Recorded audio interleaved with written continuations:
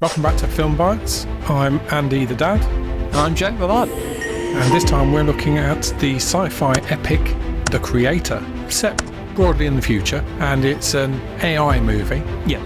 Not dissimilar in some ways to the dystopian future that the Terminator sets out. Yeah, with a kind of Judgment Day environment. Yeah. What did you think, Jack? Well, there's quite a lot to this movie. It's very much ethics. It's talking about the life of human lives, but also that of AI as well. To a point where we have a montage that plays out in the beginning of the movie that I found was very similar to something that of, almost like that of Fallout. The video game. Yeah, it was a 50s aesthetic being played out, showing old footage, basically showing you how things have advanced over time and where we are now, which I thought was a great start to show where we have come from to where the characters lie in this situation, what our world is like. It kind of shows where the world building is as well. And already you throw them right in. We are introduced to John David Washington's character in this hut. I won't say too much, of course. And we're thrown in from there, essentially. The plots itself, from the trailers, we've seen that John David Washington is with a young girl, except she's no ordinary girl, she's an AI as well. First of her kind, potentially. It's not really explained properly in the trailers either, so it's meant to be very mysterious. It's adding this dynamic between the characters and seeing how it goes from there. To be honest with you, Gemma Chan's character is not really shown that much in the trailers either, which is why I won't say too much about her character as well. Okay. I think it's an extraordinary looking film. It's a very, very strong vision of the future, and it's clearly Gareth Edwards' stamp all over it. Yes. There's hints of Blade Runner about it. Oh, 100%. I think it was Lilac City. That city had a very nice cyberpunk vibe about it as well. There was one of the designs of the robots as well, which even had the pattern across the face that I thought, yeah, this is a cyberpunk reference, a nice nod to as well. Yeah, and it hints also at Neil Blomkamp's District 9, the way that it sets up, and quite honestly, it is a spectacle. There's no doubt about it. What's on the screen is just eye-popping at times. It oozes imagination, which I thoroughly enjoy. Always accept imagination. However, there's a lot to like in the film, but there's some frustrations as well. I think the story, for me, it took a long time to settle down before we really got into what's actually quite a simple narrative. Yeah, arguably speaking, it really is. I thought the first probably hour of the film, which was almost set up in some ways like a war film, very much Vietnam style war, only the difference being that we've got AI as the opponent. There's obviously some liberties with that, but once it did settle into its groove, I thought this film was absolutely spot on. But for me, it took too long to get to that point. I got you, yeah. I thought, yes, acting-wise, cast, fine, but I did feel that we were dotting around the narrative a little bit too much at the beginning. And that's what I think probably stopped me from saying that this is an out-and-out classic, because I didn't feel like I warmed to either of the central characters until really that last act. Only then did I start to care for them, and then obviously the finale of the film ensues. So because of that, I didn't engage with it as much as I wanted to. I do think it's a film I'm going to need a second watch on. Oh, 100%. I think it is spellbinding in places. The ideas are oozing off the screen, but they don't always connect because I can't really gel with what the characters are doing, especially in those early stages. And I found that quite frustrating. It's clearly the man that did Monsters all those years ago. It's got a very similar feel to the overall story that Monsters did have, and I urge you to watch that. Yes. Make you watch it. No, honestly, I respect that, and it's good to always go back to the source of materials as well. But he also created, shortly after he did Rogue One, he also created a sequel to Monsters. I didn't know that. Which was god-awful. Oh. And I think this film takes both of those elements, unfortunately, and they're all in here. So the best of him and the worst of him is in this film. Gotcha. In some ways, Gareth Edwards is a little bit like Terry Gilliam. Oh, okay. In the sense that he gives you something that's so imaginative, but it doesn't necessarily connect you all the way through it. And I think the two of them, both in their own ways, auteurs, both equally frustrating, that they do brilliance, but it just doesn't quite pay off in the end. And I think The Creator is another victim of that it is brilliant at times, but because of its setup, I don't think I can out and out call it that.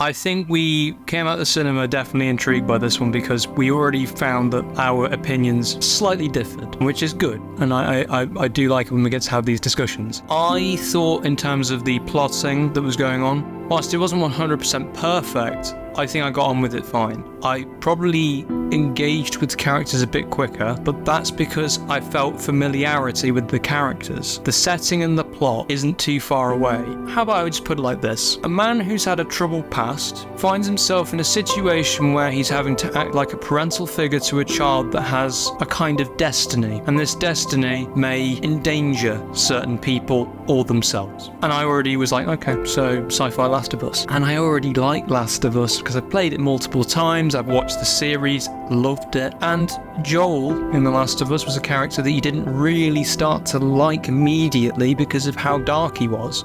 He was very gritty, and John David Washington's character is exactly the same. He has a traumatic experience of something that takes place, and it builds him into this scenario that plays out. So it's very similar in that situation. I already was with John David Washington's character, I liked him, and it already showed you things which didn't need to be told either, with particular prosthetics, I'll say. So already I was liking this character. I liked the little girl as well. I thought that her performance was quite engaging to me. Yes. I got on with it. I thought that she had some very, very cool scenes. There's one sequence I think is in the trailer where when they go to Lilac City, one of these AI machines asks her, "Is there anything you want?" And the little girl says, "Freedom." And she says, "Oh, we don't have that in the fridge, but we have ice cream." She goes, "Yeah." And it's that spirit of childhood innocence mixed in with a war that's going off that I just thought, I feel familiar with this because of Last of Us. But also there's a lot of plots that I've seen similar, but it's not like a copy and paste. It does its own thing. And I really like that. I got into it from that point, essentially. I was every now and then a bit confused about things where I was like, did we need that scene? Was it necessary? Was it just padding? I think there were certain sequences that tried to amplify things, and it was probably more the perspective of the main character basically going through trauma and turmoil and trying to kind of come to self-understanding with things, and again, ethics of the situation he's in. So already I was hooked with that. I grew to like the characters immediately. The plotting, whilst not perfect, I got on fine with.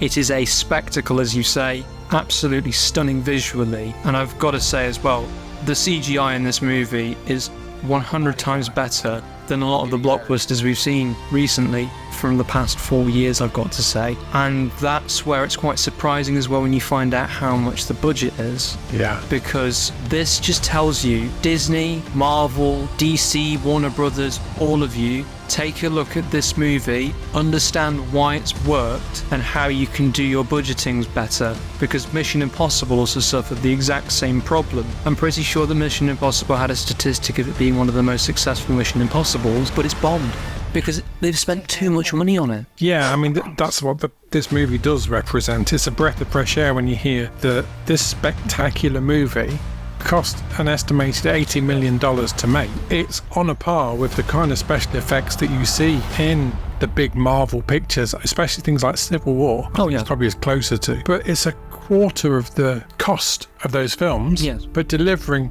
better quality visuals, and some of it's really quite small and intimate. Oh, yes. You really feel like the AIs that are in it and their robot shapes, you really feel like they're practical. Not 100%. But they're not. They're animatics.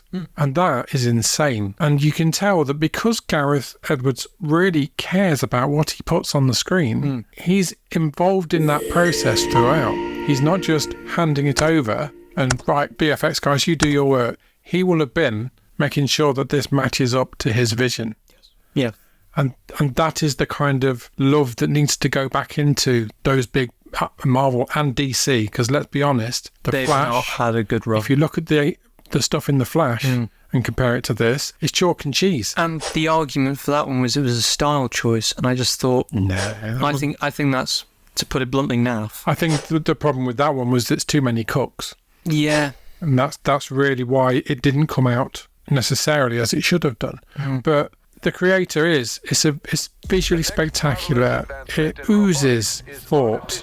it oozes innovation. It's not always satisfying, and that's my big problem with it. But I would argue, like Gilliam as well, they don't need to be satisfying. It's challenging. Yeah. And I, from that perspective, am fine with it. If it gives me a kind of sense of distastefulness, usually means it's done its job right. Yeah, I mean, I liked also there were little nods to Asimov's Law of Robotics. Oh, 100%. Which I thought was very clever, especially in that ending sort of sequence. There was just a lot of love in this. I just didn't find myself loving it as I came out of the cinema. I think as well, I enjoy intertextual references. You pointed one out yourself with the main character Joshua. Yeah. The name links back to another main protagonist, which was going up against an AI antagonist from the War Games. Absolutely. Which in itself is a big war game that's playing out throughout the entire plot. Absolutely. Another intertextual reference being Gemma Chan. She is basically in another AI-themed project, which was Humans. Yes. She played Mia, and the British version. Yes. Was it Swedish originally? Which was named differently, I believe. Yeah. I could be wrong about that. And I think it was more comedic. Yes, and UK being UK, we turn it down. I thought in terms of performances with Gemma Chan, it was okay. I think I have to agree with you on something. I'm not going to be as heavy on it. With Gemma Chan, I think at the moment I've only seen her really in something like Humans, I've seen her in Eternals, and I've now seen her in The Creator. And the roles I've seen here is that she's very, as you say, one-dimensional, and doesn't really show much, apart from The Creator where it actually showed some depth, I thought. Yeah, But, I think she is an actress that I want to like more than I feel I like in the end. I think, I'm not saying she's not a good actress, there's nothing to do with that, but the material that seems to be presented to her, she doesn't really seem able to get her teeth into. And I think you do find yourself losing a bit of connection with her because she's not really given that much to work with. That was mainly a point I just wanted to get across with Gemma Chan's character as well. Yeah, I mean, you were right with John David Washington. He is an engaging lead. But I think for that first section of the film, I just couldn't connect to him properly because too much was going on. Yeah, I think with me, though, I've seen stuff like that before, so it kind of made me already engaged. Yeah, I think that's from your computer game. Yeah, that's probably why I'm a bit biased towards it. But I just thought it worked. It certainly is going to be one of those movies, I think, where you're either going to really like it or you're really not going to like it. But if you're in between, it's worth a rewatch. So, crime or classic? I'm saying it's a classic. I'm saying it's more towards the classic for sure. It's not quite a classic for me, but it's definitely more towards it. If you want thought-provoking, engaging, spectacular science fiction, you've got to get your bums on seats and go to the cinema and watch films like this, because I, for one, definitely want to see more of this kind of quality at the cinema. What about you? 100% agree. I think we need more movies that challenge, and we need more movies that aren't always appealing. They're going to be breaking the stereotypes and the boundaries of things to basically engage audiences into genres that can now blend and do things differently. We need to have thought-provoking and emotional storytelling, and this was one of those movies where I thought it just had it all. Brilliant. So The Creator, go and see it.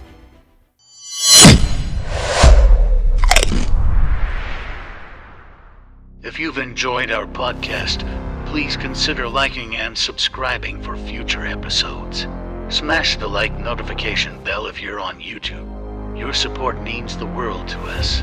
Please help us spread the word to grow the podcast. Until we meet again, film fighters, we'll be watching. Will you?